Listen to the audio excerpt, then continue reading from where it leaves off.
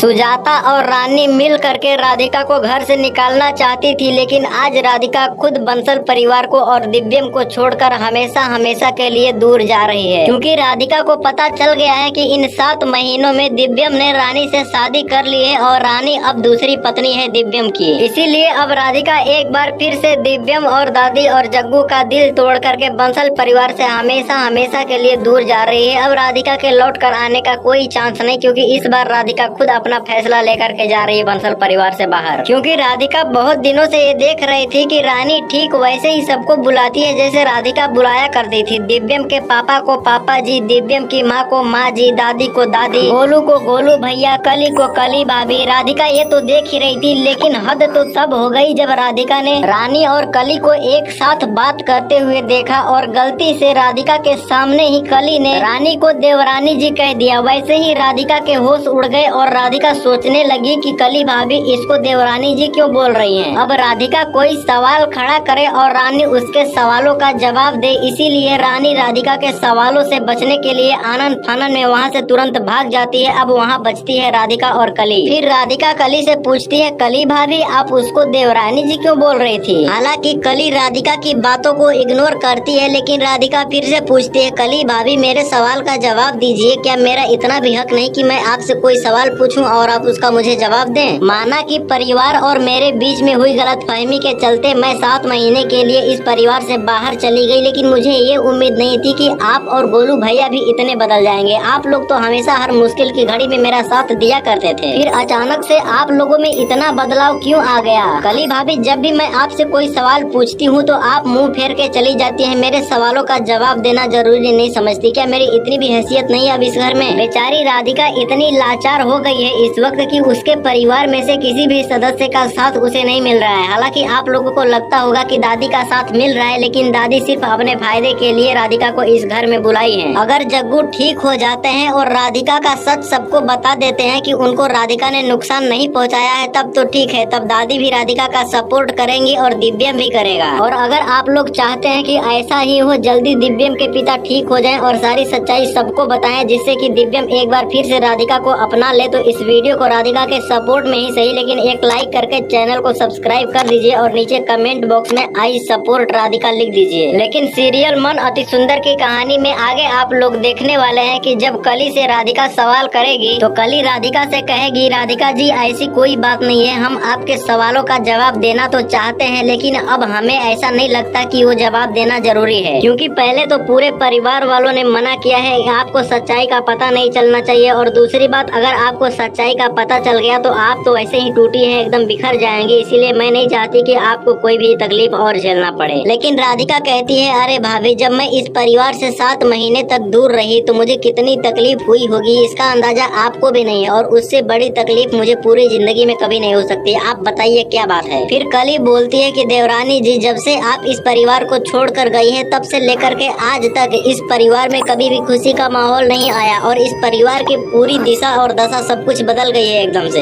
इन 7 महीनों में इस परिवार में कई हादसे हुए। अगर इस परिवार में किसी के चेहरे पर मुस्कान रहती है तो वो है सिर्फ आपकी सासू माँ यानी कि सुजाता आंटी। चाची सास जी के अलावा इस परिवार के किसी भी सदस्य के चेहरे पर कभी मुस्कान नहीं आती, और दिव्यम जी के चेहरे पर तो बिल्कुल नहीं। फिर राधिका बोलती है कि हाँ भाभी मैं समझ सकती हूँ, पिताजी के साथ इतना बड़ा हादसा हो गया जिसके बाद किसी के चेहरे पर मुस्कान आना ये तो कहीं शोभा नहीं देता, लेकिन फिर भी माँ जी के चेहरे पर मुस्कान क्यों आ जाती है, जबकि सबसे ज्यादा दुख और सबसे ज्यादा तकलीफ तो उन्हीं को होनी चाहिए, क्योंकि उनके पति के साथ ये हादसा हुआ है, तो सबसे ज्यादा प्रॉब्लम तो उन्हें होनी चाहिए। फिर भी आप बोल रही हैं कि उनके चेहरे पर कभी कभी मुस्कान आ जाती है। तो कली बोलती है कि हाँ उनके चेहरे पर मुस्कान इसलिए आ जाती है क्योंकि उनके मन पसंद की उनकी नई बहू जो मिल गई है। तो राधिका बोलती है, नई बहू मतलब? तब तक कमरे में दादी आ जाती हैं, और आगे क्या हुआ है जानने के लिए चैनल को सब्सक्राइब नहीं किए हैं तो कर लीजिए, बेल आइकन को भी ऑल पर सेलेक्ट कर